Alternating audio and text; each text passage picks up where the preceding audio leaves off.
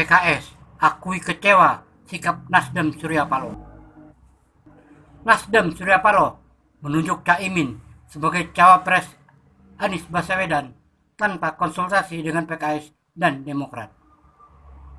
Nasdem Surya Paloh tidak mengindahkan rekomendasi tim 8 yang terdiri dari Nasdem, PKS, dan Demokrat.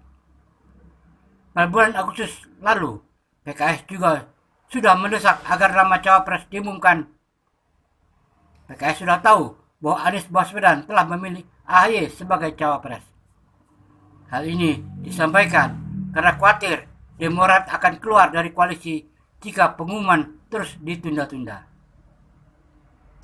Nasdem Surya Paloh mengatakan nama cawapres sudah di kantong Anies Baswedan. Tunggu waktunya, biar Anies Baswedan yang akan mengumumkannya. Namun, pada tanggal 1 September tahun 2023, Nasdem Surya Paloh mendadak mengumumkan Caimin sebagai cawapres Anies Baswedan tanpa sepengetahuan PKS dan Demokrat. Bahkan Anies Baswedan ditembak langsung dan harus menerima. Sehingga pengamat politik mengatakan bahwa keputusan cawapres bukan di tangan Anies Baswedan, tetapi di tangan Nasdem Surya Paloh. Mereka mengatakan jadinya Anies Baswedan hanya petugas partai. Demokrat ngambek karena AHY di PHP. Anies Baswedan meminang AHY tetapi menikah dengan Caimin. Demokrat menyatakan keluar dari koalisi. Peresmian pasangan Anies Baswedan Caimin dilaksanakan pada tanggal 2 September tahun 2023 di Hotel Majapahit, Surabaya. PKS tidak menghadiri peresmian tersebut karena penunjukan Caimin sebagai capres belum diputuskan Majelis Syuro PKS. Sesuai anggaran dasar PKS, pasal 16 ayat 2 huruf I, kewenangan untuk menetapkan kebijakan partai berkenaan dengan pemilihan presiden dan atau wakil presiden adalah Majelis Syuro sebagai majelis tertinggi partai. Dalam rapat Majelis Syuro yang ke-8 telah menetapkan Anies Baswedan sebagai capres. Untuk menetapkan Caimin sebagai cawapres akan diusulkan dalam rapat Majelis Syuro yang akan datang. PKS berharap Demokrat tetap dalam KPP untuk mendukung Anies Baswedan sebagai capres tahun 2024. Jika Majelis Syuro menolak Caimin sebagai cawapres, akankah PKS juga keluar dari koalisi? Sebagai Demokrat, kita tunggu berita selanjutnya. Baik, kita mulai. Bismillahirrahmanirrahim. Assalamualaikum warahmatullahi wabarakatuh. Alhamdulillahirrahmanirrahim. Allahumma sholli ala Sayyidina Muhammad wa ala alihi wa sahbihi ajma'in. Terima kasih banyak rekan-rekan wartawan sudah hadir semuanya, beserta jajaran para pengurus PKS yang juga hadir. Di tengah-tengah kita sudah ada Presiden PKS didampingi oleh Bendahara Umum Bapak Mahfud Abdurrahman, dan juga Ketua DPP PKS Bapak Al-Muzammil Yusuf dan Ketua DPP PKS Bapak Ahmad Ru'yat yang akan memberikan konferensi pers terhadap situasi politik terakhir.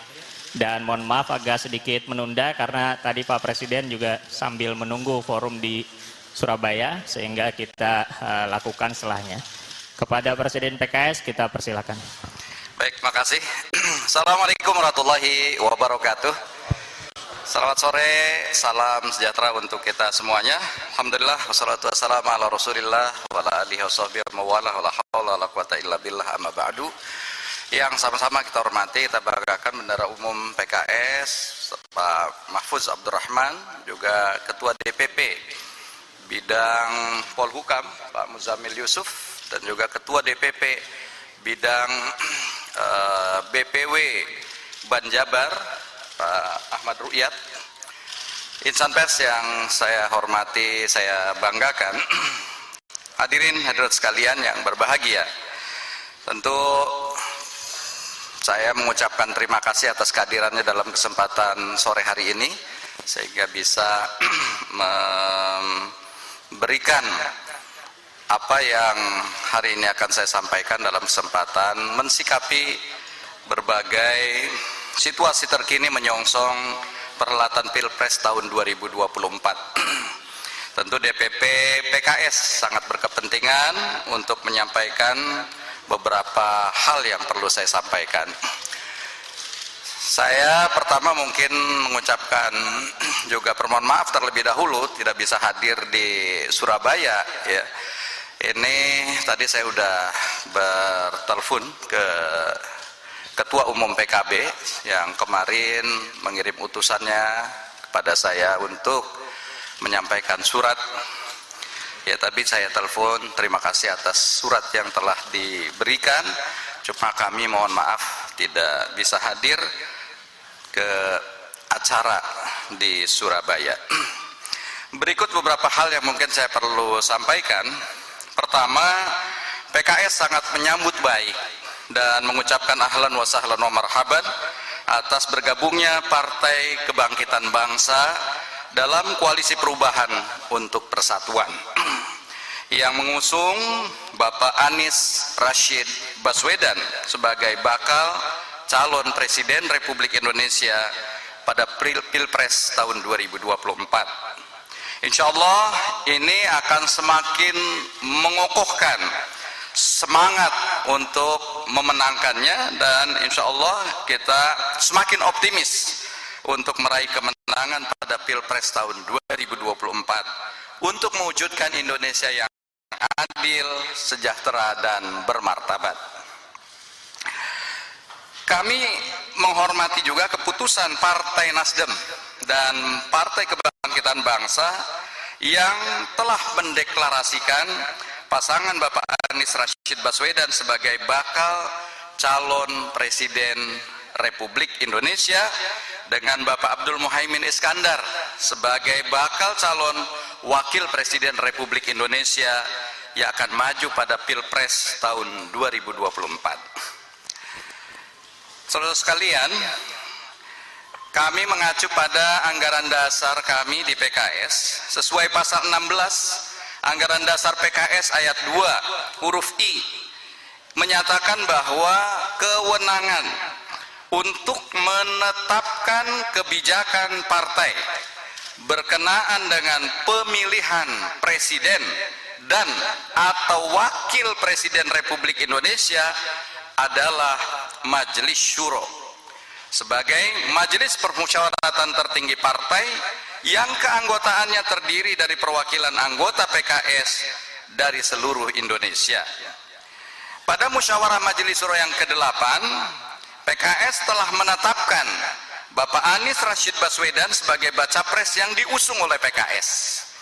Adapun rekomendasi nama Bapak Abdul Muhaimin Iskandar sebagai bakal calon wakil presiden insya Allah akan diusulkan untuk dibahas pada musyawarah Majelis Syuro Partai Keadilan Sejahtera. Kami memahami dan menghormati juga keputusan Partai Demokrat yang keluar dari koalisi perubahan untuk persatuan dan mencabut dukungan terhadap pencalonan Bapak Anies Rashid Baswedan sebagai baca pres tahun 2024. Sesungguhnya ya kami masih sangat berharap pada Partai Demokrat untuk bisa tetap berada dalam koalisi perubahan untuk persatuan dan mengusung saudara Anies Rashid Baswedan sebagai baca pres Republik Indonesia.